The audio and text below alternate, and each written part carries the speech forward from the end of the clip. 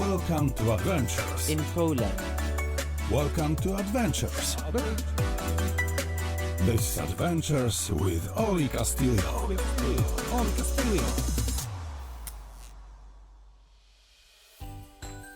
Dzień dobry, nagbabalik ang Pinoy in Poland with Oli para sa second day natin dito sa Zakopane. So nag-celebrate tayo dito ng Christmas dahil sa ang tagal nang hindi nagkakaroon ng White Christmas sa Warsaw. So why not sa Zakopane lagi siyang nag-snow. So this year nag-decide kami na mag-celebrate ng Christmas dito sa Zakopane. Kasama ko ang mga mahal ko sa buhay, mga tunay kong kaibigan na alam nila yung kwento ng buhay ko. Kahit hindi man ako magsalita, nandyan sila para suportahan ako sa masaklap at sa masaya at matagumpay na buhay ko. Kasama ko sila. Ayan. So, maraming salamat sa kanila.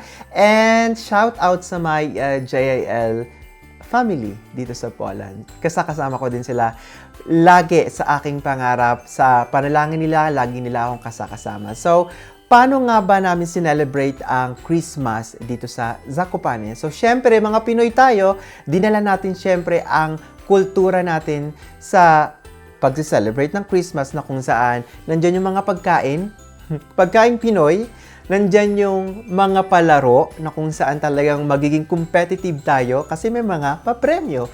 At nandyan yung exciting moment na magbukas ng regalo kasi nagkaroon kami ng exchange gift.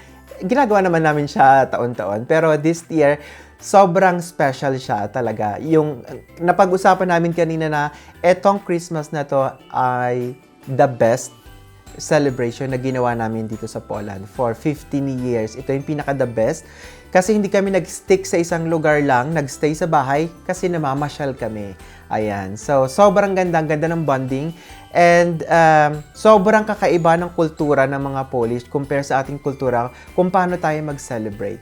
So, paano nga ba namin sinelebrate ang Christmas Eve dito sa Zakopane? Watch this.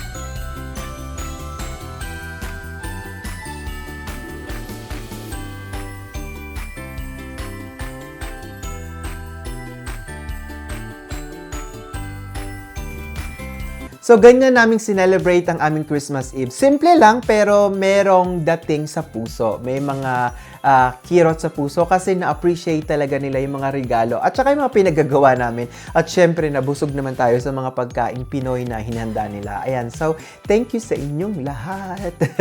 Kasi wala tayong ginawa, nag-video-video lang tayo. Naging cameraman lang nila ako for today's video. Pero for today's video, umakyat tayo sa mountain sa Kasprove Wierch na kung saan sobrang ganda ng lugar na to. Sobrang ganda. Pero nakarating na ako dito and second time ko na. And dahil sa mga Pinoy tayo, wala tayong kapaguran kahit wala tayong tulog. So umakyat tayo ng bundok 10:20 in the morning. Kasi yun yung nabiling ticket ng mga kaibigan ko. So, kailangan naming gumising maaga at matulog ng mabilisan. So, binili nila yung ticket online kasi mahirap bumili ng ticket sa mismong harapan.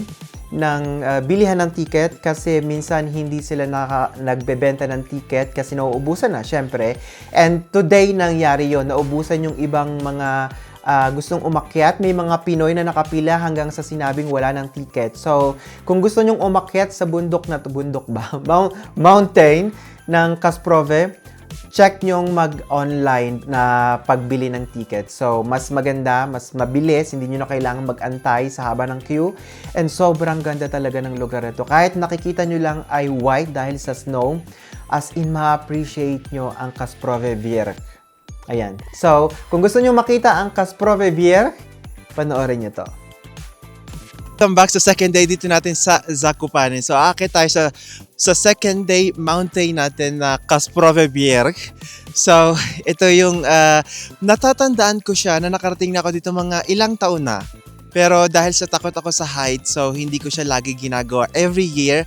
So, for 15 years na nandito ako sa Poland, parang second time ko na aakyat dito sa Kasprove Vierch. So, ito yung second day namin dito sa Zakopane. So, welcome to our second day.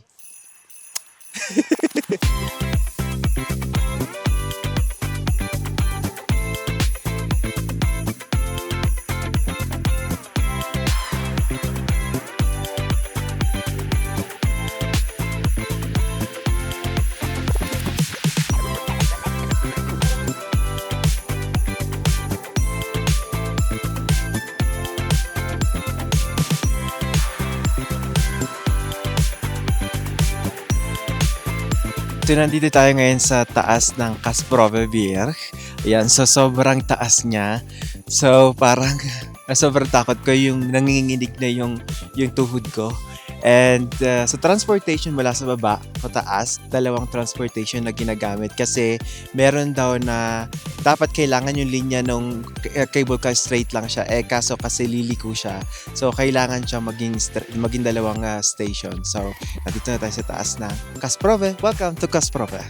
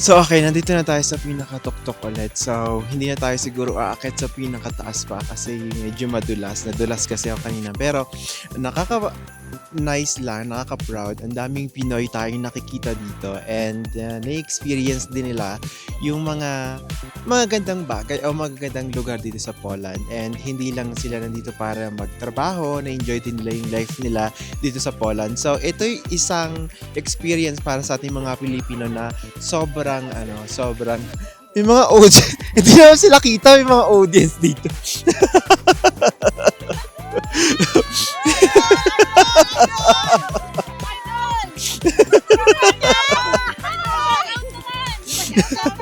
So hindi mo sila nakikita. So nakaka-proud lang na na-experience din nila yung mga ganitong lugar na sobrang ganda rin ino-offer ng Poland. So yung mga mountains, so nakakatuwa lang na hindi lang tayo nandito para magtrabaho kundi para mag-enjoy dito. What the-